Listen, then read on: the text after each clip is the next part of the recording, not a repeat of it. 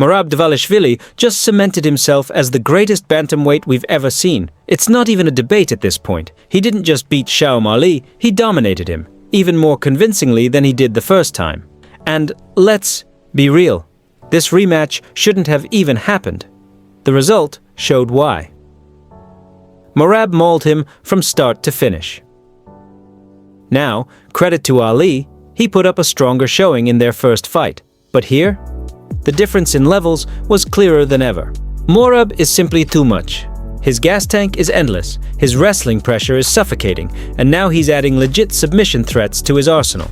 That was his first ever submission win in the UFC, and only his second finish overall, the first being that TKO over Marlon Moraes back in 2021. And of all things, he taps Ali with a north-south choke, one of the rarest submissions in MMA. Absolutely wild. This man is evolving right in front of our eyes, and honestly, I don't see anyone beating him anytime soon.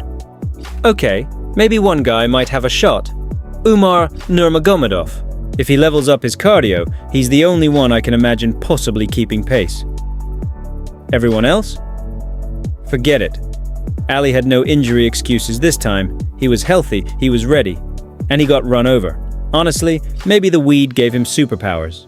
Last time, because he looked worse here. Merab's striking is sharper, his submissions are coming along, and he still brings that insane pace that no one can match. He overwhelms opponents with pressure, throws unorthodox combos that most fighters wouldn't even attempt, and because of that insane cardio, he just keeps going. In the second round alone, Merab shot 4 takedowns in about 20 seconds. First, a double leg, then he switches to the clinch, disengages, reshoots a single leg, transitions to the back, tries another trip. It's constant pressure, even through a spinning back fist in the middle of all that. It's exhausting to watch, let alone defend. There was this crazy combo too. Double head kicks into a spinning back fist, straight into a clinch, followed by a knee kick hybrid. Ali tries to counter, but Merab just rolls with the shot, smiles, and stands in the corner between rounds like he didn't even break a sweat. Ali's sitting down trying to recover, and Merab's on his feet like it's a light spar. That tells you everything. Now, Merab might not be a polished boxer, but his striking is definitely improving. He actually stunned Ali at the end of round 2 with a right hook that caught him clean, maybe the cleanest shot of the entire fight. And remember, Ali's game is all about range and timing. He's a sniper, he relies on managing distance. But in this fight, he misread Merab's range. Multiple times. That one right hook that cracked him, Ali planted and thought he was safe, but Merab shifted left and detonated that right hand across the chin. That's not just power, that's IQ. Ali did have his moment early in round 3 though. Merab was overextending, pushing forward like always, and Ali had a perfect opening. He winds up, throws the counter left hand with perfect timing, and misses. Game of inches.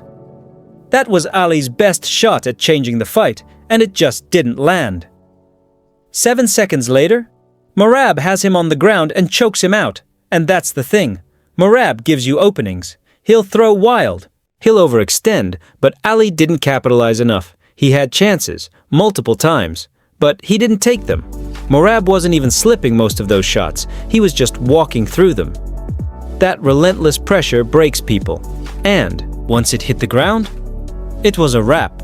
Ali worked like crazy to get back to his feet, fought off the grip, scrambled, only to get dumped right back down over and over. You could see how exhausted he was. Merab was smothering him, kneeing him, dragging him down again and again. Eventually, Ali makes the same mistake he made in round 1. He gives up his neck thinking Merab won't go for the submission. But this time, Merab does. Instantly. Locks up that ninja choke, slides into a north-south position, and finishes it. That's high-level adjustment. He saw the mistake in round 1, didn't act on it. Saw it again in round 3, and he pounced. Ali's mistake. He underestimated Merab's ground game. He didn't respect the threat, and he paid for it. What's also interesting is that Ali was the one pressuring at the start of every round. He came out aggressive, but all it took was one feint from Merab. Just a fake right hand, or that signature high knee feint, and Ali backed off. Every round, he gave up control of the fight within seconds. Merab's feints are elite. That high knee feint he does, it freezes opponents. Ali was biting on it every time, and instead of sticking to his sharp jab, which was working, Ali started throwing these big shifting power shots, trying to land that one perfect punch. But he wasn't setting them up. No jabs, no angles, no feints, just raw power. And it wasn't enough. Meanwhile, Merab was mixing in everything. Feints, takedowns, spinning strikes, pressure, unrelenting pace. He even countered Ali a few times cleanly. Like when Ali threw a naked left hand with no setup, Merab slips and blasts him with a hook. Or that time Ali overcommitted to a body shot and Merab, standing on one leg, counters him with a left hook while using his raised knee as a defensive check. That's instincts. That's fight IQ. So yeah, there were moments where Ali showed slick defense. He slipped some of those wild haymakers, switched stances to evade, but it was never consistent. And every time Merab saw an opening, he took advantage. Even when he didn't land clean, he kept throwing. That pressure breaks even elite fighters. And it's crazy to say this, but Merab might actually be the better striker between the two. Not because he's more technical, but because he made his shots count more often. He understood the range better. He punished mistakes. Ali was waiting for perfection. Merab was creating chaos. And chaos wins fights. So what do you do with a guy like this? He's not textbook. His style is awkward, unorthodox, messy, but it works.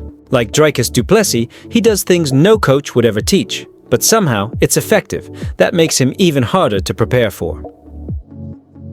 At this point, Merab Dvalishvili is the undisputed king of bantamweight. He's a cardio machine with evolving tools, and he's only getting better.